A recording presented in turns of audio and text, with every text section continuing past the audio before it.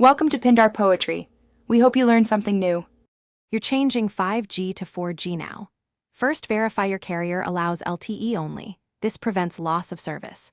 Once you've charged the phone and connected to Wi-Fi for stability, open Settings and tap Cellular. Now go to Cellular Data Options. This is where network mode choice is live. You'll see Voice and Data. Tap it to reveal available radio bands. This step makes the network selection visible, so you can select LTE instead of 5G.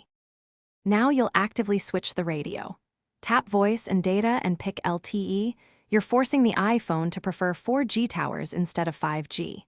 If data mode appears, set it to standard to avoid fallback behavior toward 5G for speed. Once selected, make sure the status bar shows LTE. If not, toggle airplane mode on and off to reset the cellular radio. This step ensures the phone reconnects to your carrier's LTE network and confirms the change. Finish by testing a call and browsing to confirm LTE performance. Latency should be slightly lower, and battery use may improve. If the phone keeps reverting to 5G, go to Settings right arrow General right arrow Transfer, or Reset iPhone right arrow Reset Network Settings, because cached carrier settings can force default bands.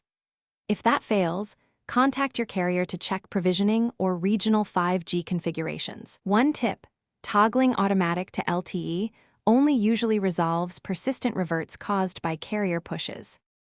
Thanks for watching. Consider subscribing if we helped you.